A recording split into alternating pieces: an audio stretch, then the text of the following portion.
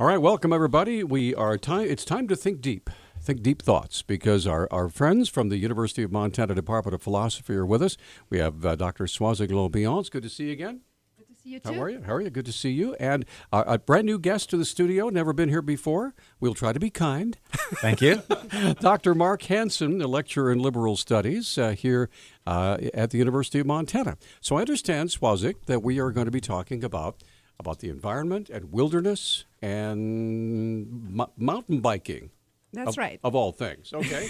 Is there anything philosophical about mountain biking? I'm just curious. There is a lot. Oh, okay. So who's going to open the conversation here? We have a little bit of a history on this wilderness, right? Sure. Yeah. So one of the big philosophical questions and practical questions now that's come up is whether mountain bikes should be allowed in wilderness areas. Oh, okay. And kind of behind that is some movement in the U.S. Senate. There's been a bill introduced by Utah Senators Orrin Hatch and Mike Lee that would amend the 1964 Wilderness Act to allow allow local decision making about whether there should be mountain bikes in designated wilderness areas. Now you're talking about regular pedal biking, not motorized biking. Correct. Right? Okay. Yes. Although electric mountain bikes seem to be around the corner as well, so there may be some hybrid. But they're very quiet. They are. Yeah. Yes. They would be much quieter than motorized activity. Sure. So go ahead. So this has raised a lot of debate within the mountain biking community, which has traditionally supported wilderness. They want access, and obviously living in Missoula, you can see how mountain biking is exploding as a sport. So it raises this interesting question of why do we protect wilderness? What are its values? Does mountain biking offend those values at all? And what should we be doing about that? Well, let's start by answering the first question. Why do we protect wilderness? And kind of go back to when that became a concept. When did we start isolating parts of the earth off as designated wilderness areas? I can go on this. So I've voiced my views on why I think we should value the environment on this radio before. And so if you remember, I'm pretty pragmatic about this.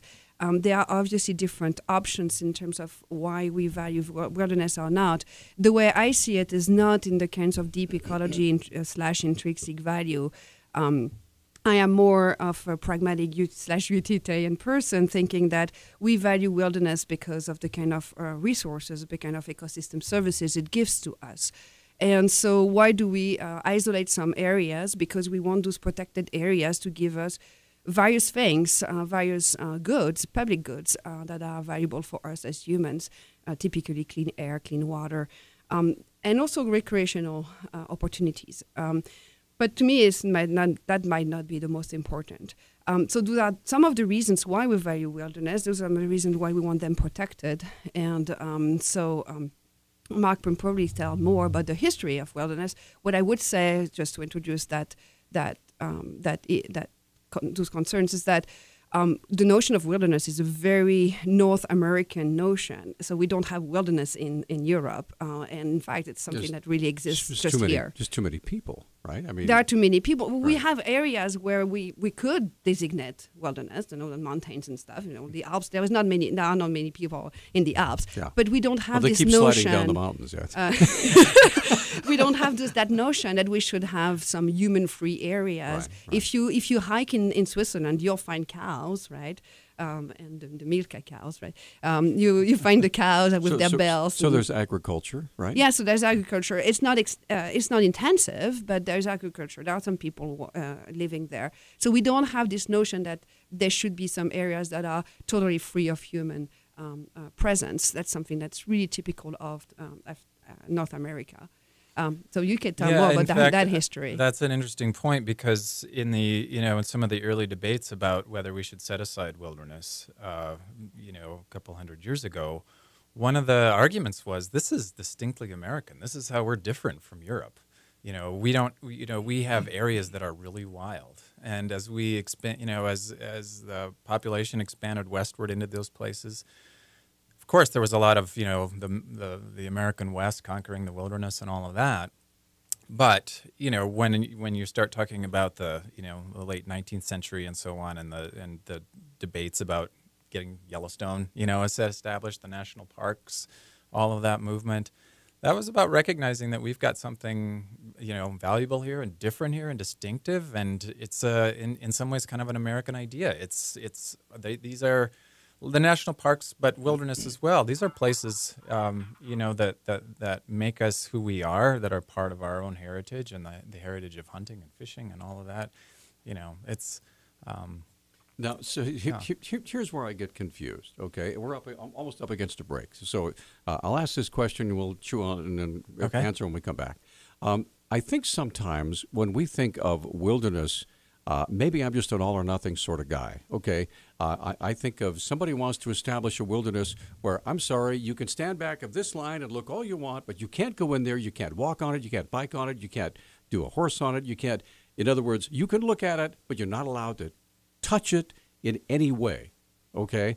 Now, is that unrealistic, or are there areas where human beings are simply not allowed to go at all? Yeah, that's a good question to clarify, because wilderness is not a place where human beings are excluded. What it excludes are motorized and mechanized transports. So human beings, basically what they had in mind was human beings on their own 2 feet and on horses. So you can bring animals in. Horse packers go into the Bob Marshall all the time. It's good business for them. So yeah, it's not a pristine, and it's not totally without humans. Okay.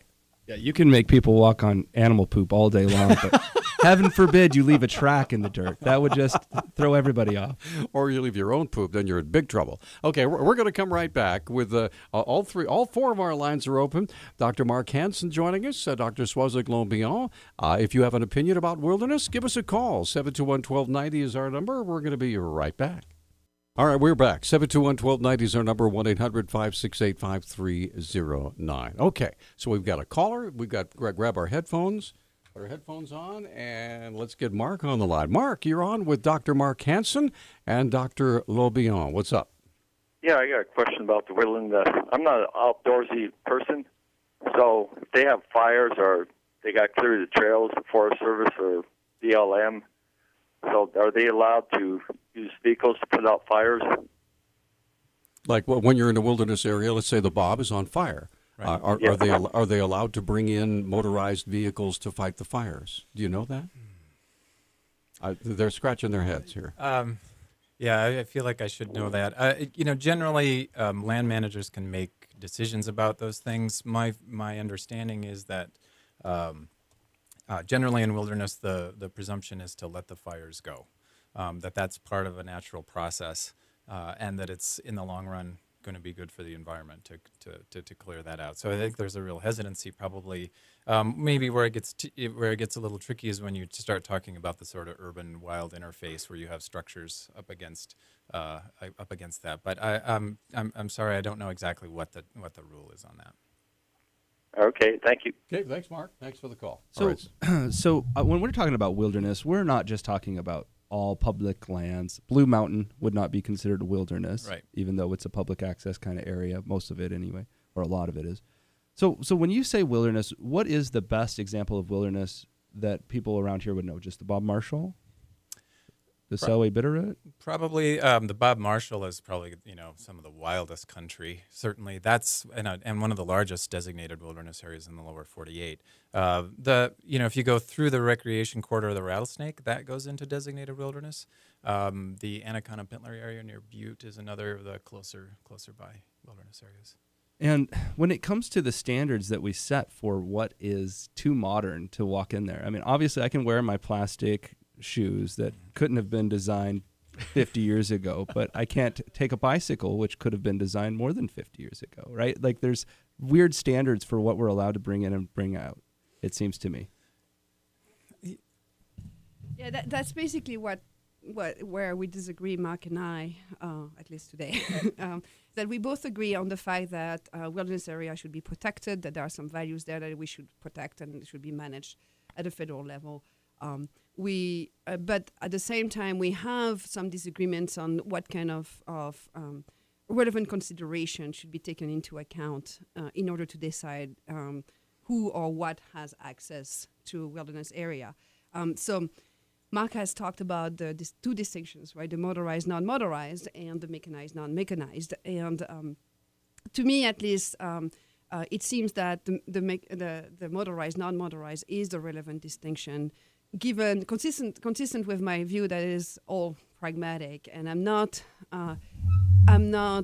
valuing wilderness on this kind of old gold times model, right? It's like this myth of the original, I don't know what, historical state.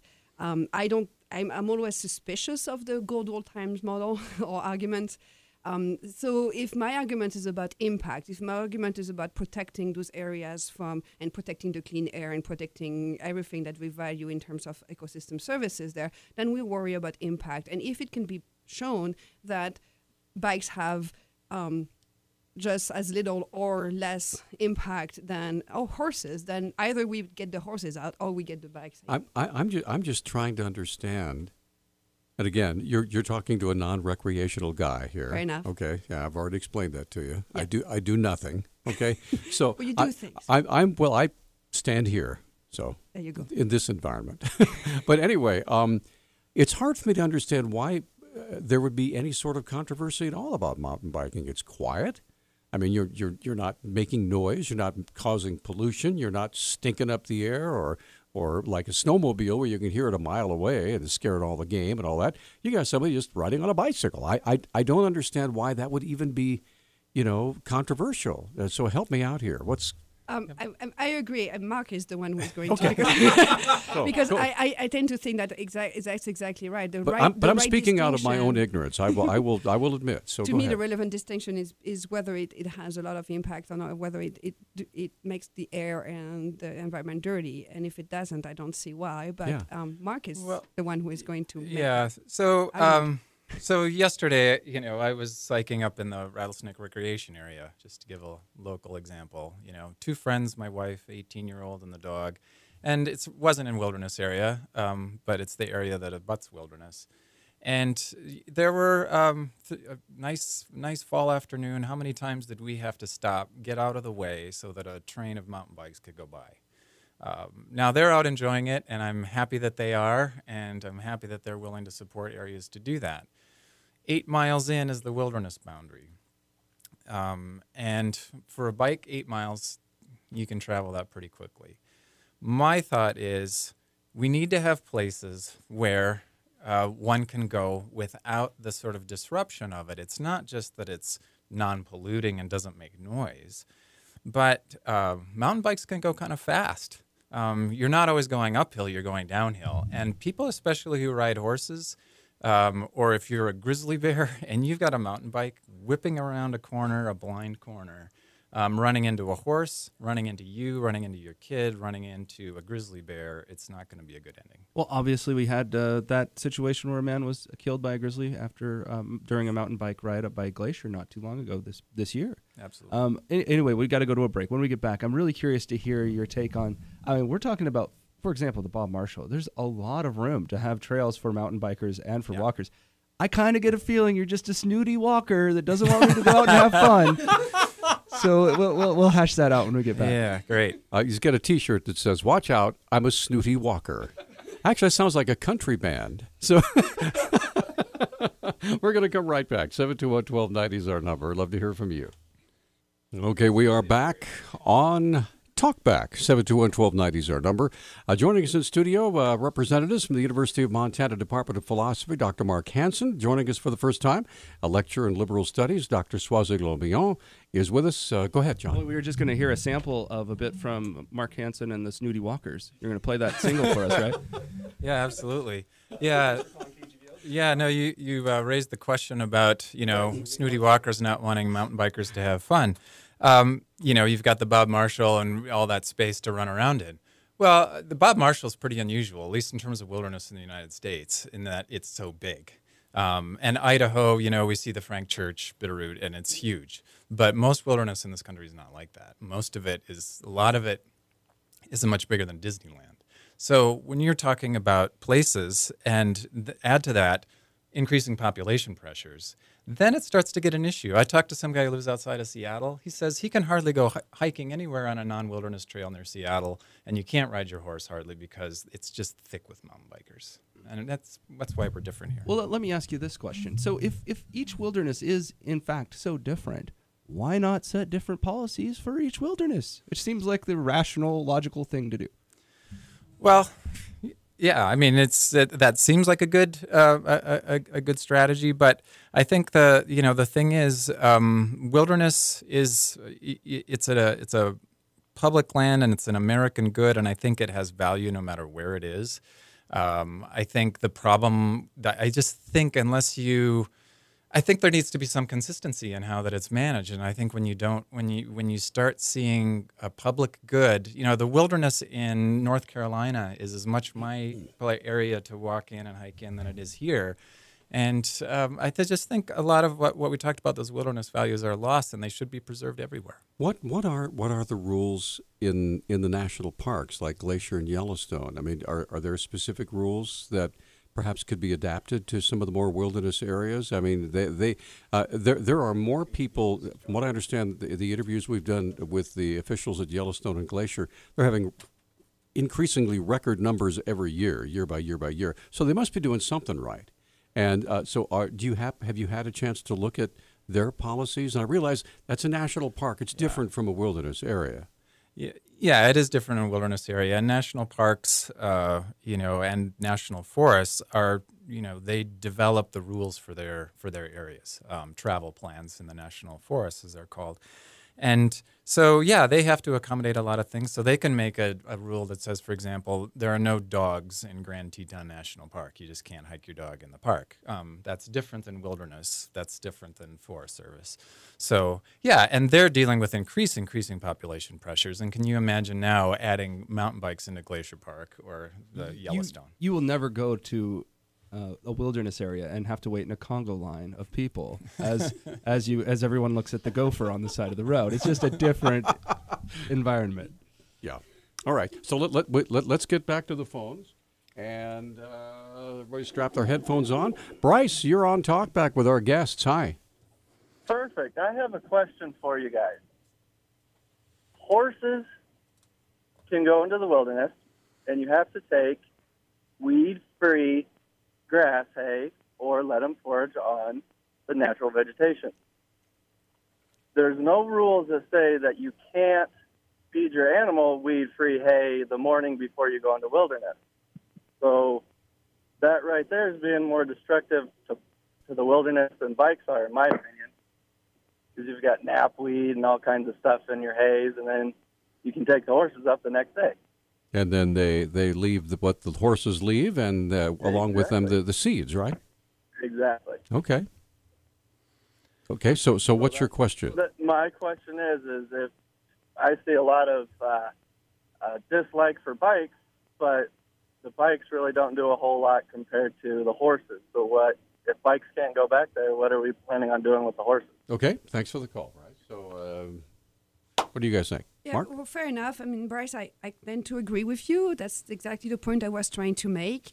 I do believe that we should have strict rules about wilderness, that we should protect wilderness, but at the same time, I feel like the kind of distinctions or considerations that we're taking into account when making decisions about access don't seem to be based on the relevant considerations, basically. The decisions on the decision to base access on whether it's mechanized or not mechanized doesn't seem to me to be consistent with what we value with wilderness, and that's the real question: what do we value with wilderness? I would imagine that someone who argues against me would say, no, what we value about wilderness is not only that it's protected as a potential resource or clean air and clean water and recreational activities. Then if it is valued for, let's say, some very deep meditation hiking, then mountain bike should be out. But again, then the question is, what do we value about wilderness? And depending on that, we decide who gets access to what. Okay, we have a Facebook comment, then we got to take a break. Liz, who I know is a horse person, because there's a horse as her Facebook photo, She says, horse people know to begin feeding weed-free hay a day or two before departure. So that's her case for the horse people. Yeah, I mean, if I have a couple minutes to Go address ahead. that last comment. You bet. Yeah, I understand that. And the horses, that obviously can cause damage. But guess what?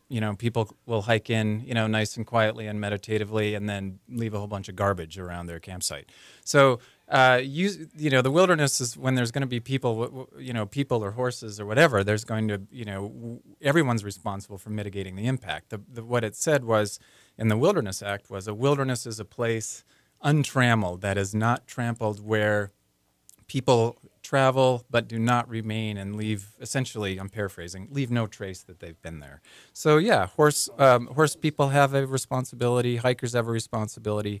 I think it's a separate issue with the mountain bikes, in that, again, we're talking about what kind of experience do we want to have. One part of the values of wilderness really were to have a place where, where people could escape the mechanized world, to have some refuge from a world that is completely mechanized, and to have some place for some people it's spiritual renewal, for some people it's, just finding that refuge, for some people it's practicing really primitive travel, but it's refuge from mechanization.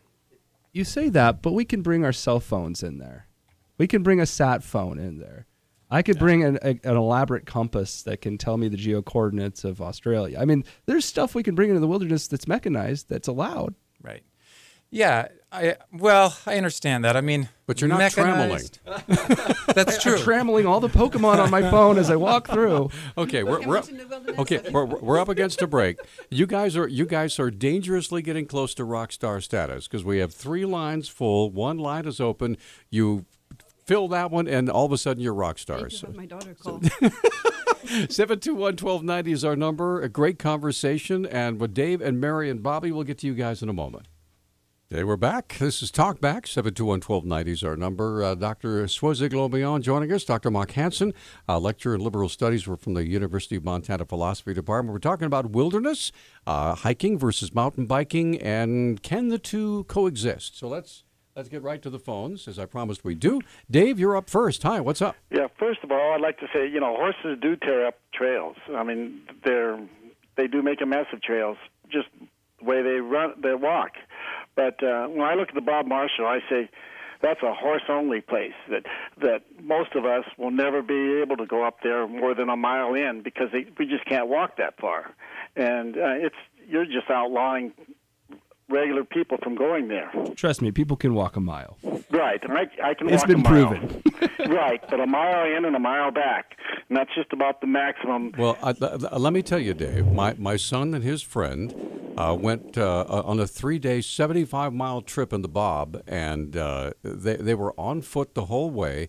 And he said it was just a life-changing experience. And so, anyway, go ahead. Can you do it? Can you walk 75 miles in 3 days? I'm 63 years old, but I can give it a good shot. Well, I couldn't. Anyway. Anyway, yes, most people can't do that kind of walk. Gotcha. So you're limiting access. That's okay, my attitude. let's make the wilderness shorter. Okay, thanks, Dave. Go ahead. My only thought is it's easy. If you're talking about difficult terrain, it's a heck of a lot easier to walk 3 miles than ride a mountain bike uphill for 3 miles. Well, I think one of the things that's left unburied in this conversation that he kind of brought up was that you're giving more people access when you're adding on these different technologies that can go into the wilderness. I think there's 2 big benefits to this. One, the more people that are able to enjoy the wilderness, the more respect we have as a culture and as humans for the wilderness itself. It's really hard to like and love something you can never get out and see. The other thing that it seems to me is accessibility is a big deal, especially if if you're individuals that can't walk. If you don't have legs and you want to go enjoy the Bob Marshall Wilderness, well, at least you could ride a horse if someone hooked you up and got you situated. But it seems to me that there's other modes of transportation that would help more people get out there and experience it. Okay, let's go ahead. Oh, yeah. I mean, those are great points. And I'm all for, people experiencing the outdoors and discovering the values of wild country. I just think, we have quite a bit of it here in Montana and in the West in general. And so that's why, my perspective would be, let's protect wilderness for wilderness values. As it is, it's only 2.7% of the land in the continental United States. There are lots of places where people can ride an ATV, ride a motorcycle, ride mountain bikes already. My feeling is going forward that we have just some rare jewels left that haven't been developed and that are already being protected as wilderness. And I think wilderness advocates really ought to work with mountain bikers rather than against them to say, okay, here's a cherry stem trail that would work really well that we can allow access in, or let's find places adjacent to wilderness where we can still protect animals, horsemen, hikers, but yet allow people access to wonderful country. Okay, let's get back to the phone and say hello to Mary. Hi, Mary. What's up? Well, good morning. How are you doing, Peter? Fine, thank you. Good. It's been a long time. I wanted to comment a couple of things on the horse issue. First of all, when we grow hay for a living now, as opposed to what we used to do, and we are very conscientious about what we do grow. I also have horses, and I can tell you that the majority of noxious weeds that they are trying to provide or prevent from getting into the wilderness are not things that horses normally eat. Unfortunately, there are a lot of people who are not conscientious about the hay that they grow. They don't spray for weeds, and so then they sell this hay. And what happens is when you feed the horses the hay, you throw it on the ground. That's where the majority of the weed seeds come from. It's not from the horses themselves. It's from the hay that is carried in. That is why they tell you you can only take in certified weed-free hay and certified weed-free pellets. Okay. So even if the person were to feed hay to a horse that had weeds in it, chances are they're not going to eat it because they don't want to get sick any more than the rest of us do. Good deal. Thanks, Mary. Okay, the other comment I wanted to make is I have run into this multiple times. As hard as I try to make my horses somewhat spook-proof on the trail, you cannot prepare a horse for everything. And I have had people on mountain bikes ride right up behind me practically on my horse's tail. Some horses are going to look at it and go, oh, that's new. Other horses are going to look at it like you would look at it if you opened up your closet to get dressed in the morning and found those little clowns standing on you. You're going to scream and run. It's all going to depend on the horse and what it has encountered before. Sure. And so people need to be respectful of horses as living beings and just understand that they're prey animals. That's why they have eyes on the side of their head. They can see either side. They can't see directly in front of them nor directly behind them. They want to be able to see what's coming behind them, but they want to also be able to see far enough ahead, and that's why they're easily frightened. All right, Mary. Thanks for the call. You're very welcome. Appreciate that. Okay, we're going to take a break, but go ahead, John. Just a few Facebook comments here. Jeannie says, I like John's point, have different rules for different wilderness areas, a win-win. Liz says, funny tidbit I heard on Coast to Coast, people that wear GPS monitors or carry firearms aren't abducted by aliens, I believe, is where she's going with this. And then Katie says, maybe we should bar people from wilderness areas completely and leave it for the animals. Oh, okay. Well, we're going to come right back. 721-1290. Bobby and Gary, we're going to get you guys on, and John's taking call from line 1. And I have to take off here to run to a press conference I have to make here in a few minutes. So John's going to come over here, and then we'll have Debbie, front desk Debbie, come in and take care of the phone. So we're going to come right back after this quick timeout here on Talkback. What's your first name?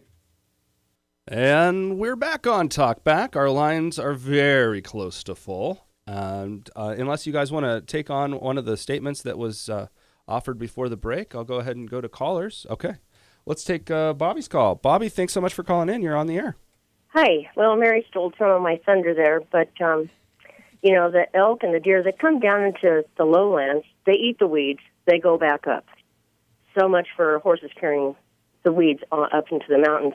And I don't know who all these people think maintains the trails. It's people like backcountry horsemen, Forest Service. They all use pack animals because nobody's hiking around with chainsaws and logs. It's the horses that carry that stuff. And, and the thing with the mountain bikers, a lot of them are very polite. But I've had some of them, they just think they can come up on you silently and not say a word. Your horse doesn't know they don't know what it is. They need, everybody needs to be polite, And as far as access, They're supposed to be our mountains, our forests. We're all supposed to have access. I don't care if you're riding a bike or you're hiking. Everybody should be polite. Well, there's a lot of optimism, I think, because after this presidential election, I think most of America is going to be more polite, right? I think we're all coming together. This is a moment of unity. No, not really. No. But when you get up in the mountains, and about 11 years ago, they closed down a lot of the territory in the Bitterroot. And I used to see, old people who can't get on a mountain bike and can't hike 10 miles. And I'd hear the sound of these ATVs coming up the road. There'd be like 7 of them with people in their 70s and 80s. And they're enjoying their mountains. It's not supposed to be just for the special people who walk in there. It's supposed to be for all of us because all of us pay for it. All right. Okay, that's thanks, my comment. Bobby. Let's talk to special person Mark. Frankly, after this election, I think I'm going to need some time in the wilderness to kind of find some refuge and to calm down our psyches here. Well, the thing is about everybody needs access, and not everybody can go. So isn't it elitist to have just places where only certain people can go? I would kind of make two points about that. One is wilderness isn't always just about us. Landscape protection isn't always just about everybody getting, their experience. Why? Because these are places, these are ecosystems. They're places with animals. They're watersheds. They're places where the snow melts and washes through, and that's why logging roads are destructive. They're places that when you start building roads, then hunters and fisher men and women start to complain because it starts to contaminate stream access. So allowing access to everyone everywhere really does not allow everybody to enjoy the same goods, whether it's hunting or whether it's finding a quiet place. I mean, my analogy is like saying put a smoker and a non-smoker in a room and say, this is all of our clean air to enjoy. Okay, well, there are just some values that are fundamentally incompatible when you have somebody who enjoys the meditative experience or hunting in a quiet place and ATV drivers or even mountain bikers who are going to disrupt that environment. They're just not compatible. That's why we have to have different places. Soazig? Yeah, I just wanted to comment as well on everything that has been said before. I think that there is a consensus here, and it's always good to find consensus, right? A little bit of consensus instead of discrepancy between our opinions. I think everybody agrees that there is potential impact associated with various kinds of activities in the wilderness, including hiking, including horseback riding, and including mountain biking. Now, that everybody needs to be polite and everybody needs to be conscientious about the kind of impact they have on wilderness, goes without saying, right? And everybody agrees with that. So some, and some mountain bikers are going to be rude, and some horsemen are going to be rude, and some of them are not going to be rude. And we talked about the danger of a bike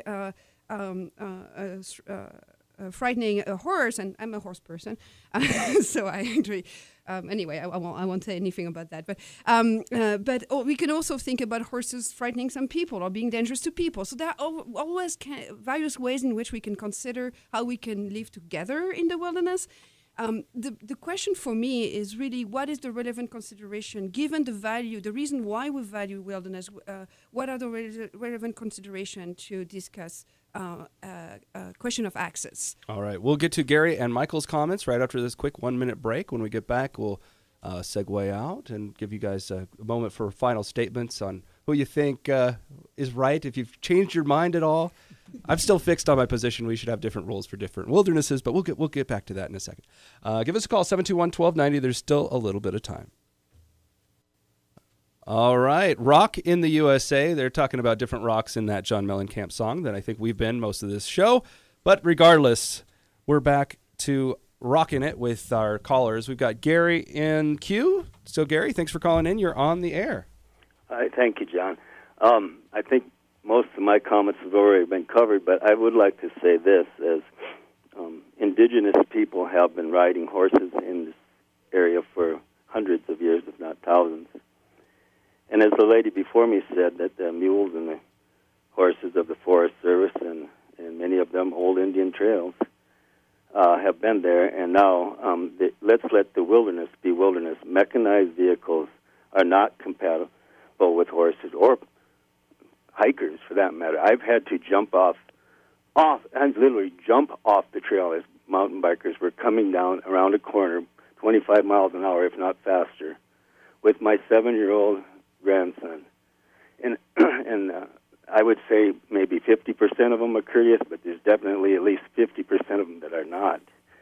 And there's thousands, if not hundreds of thousands of miles of outside of the wilderness that he can do that. I don't know why we can't just let the wilderness be for hikers and backcountry horse people.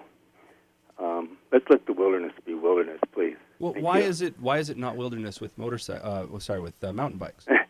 Because it's not. It's just I just stated the reason. You have to jump off the trail. Here they come around the corner. If you're lucky, if you can hear them, because they're going ching ching ching ching ching ching ching ching as they're whatever the gears and chains are doing as they're coming downhill at a fast rate, and that scares horses.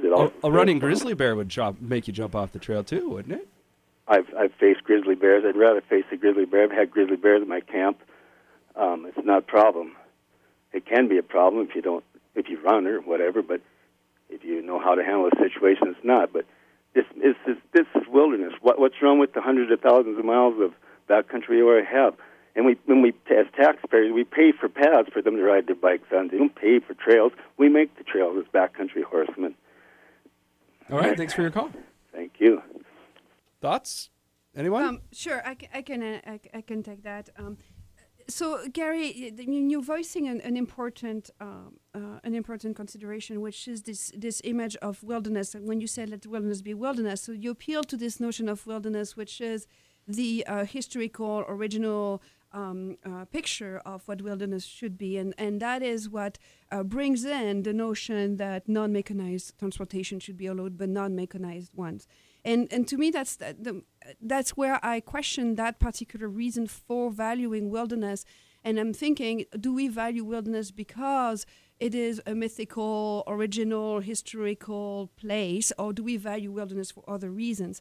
So Mark here would go your way and said, this is what we value. We value wilderness for this historical, mythical, lonely place, right? Well, you say mythical and historical. It's kind of a contradiction. Because I think statement.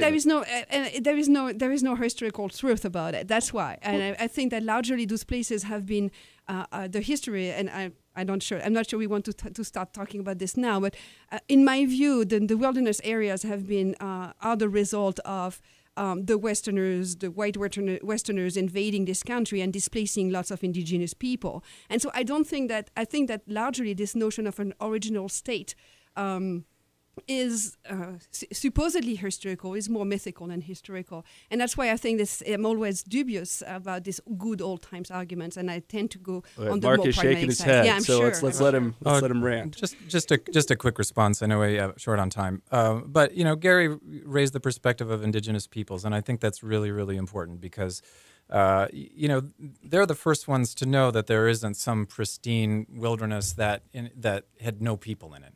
They've been here for a long time. They've been impacting the land for a long time through fire and their own practices. But the question is how. And it's not been through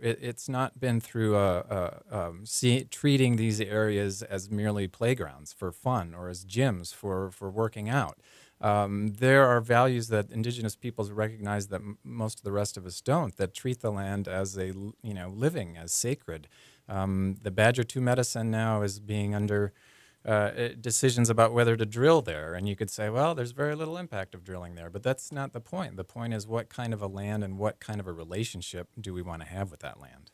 Yeah, I think it's also dangerous. I think you can run into a mythical interpretation of the native experience as well if you take that tack. I mean, you got to disregard abuse of the buffalo herds, and buffalo jumps aren't the most kind way to treat the environment. I mean, and you mentioned, about the way the use of fire to pull back areas adjacent to rivers and things like that ravage the land. I mean, I think we do run, when we're trying to reinterpret history for our present experience, we run into a lot of trouble. We do have a call from Michael. Michael, thanks for calling. Hey, thanks for taking my call. I think this is a really important issue. I moved up from Salt Lake City a year ago, and I've I've been mountain biking for 25 years, all around the western United States, and the problem's already figured out by states like Idaho, Colorado, Utah, California, where, they've studied this extensively, and they have come up with solutions like unidirectional trails and downhill only, uphill only. You can only ride in one direction. Walkers know because they see a sign at the bottom. And then there's, of course, the yield system. And I simply, I think it's important, as the previous caller said, is shared use, courteous to all, know who to yield to. And I actually dangle a little bell from behind my seat so that I don't startle people, and it keeps bears away from me. Good. So, little things we can do. Just it's very important that we open up for shared use, shared access, and everyone just be courteous. Thanks for your call, Michael. And thanks for that perspective. I believe we actually even have some unidirectional trails on the M, or at least mountain bike only trails on the M. Yeah. We are down to 1 minute left to go. So give us some final thoughts. Okay, I can go first. So my point here was to say that I do value wilderness, but I don't think that the argument that wilderness is wilderness because of the good old times, the way it's supposed to be in the good old times, is necessarily convincing. If we value wilderness for what it does to us in terms of recreation, in terms of clean air and clean water and all kinds of ecosystem services, then we should probably let the mountain bikes in. All right, real quick. And I would just say, I think mountain bike communities should work with wilderness advocates to find places where they can pursue, their experience, but without necessarily absorbing all of the experience of wilderness. And I thank both of you for coming on to Talk Back today to hash this out. We look forward to the next philosophical discussion. We'll see all of our listeners tomorrow. We'll be talking about journalism.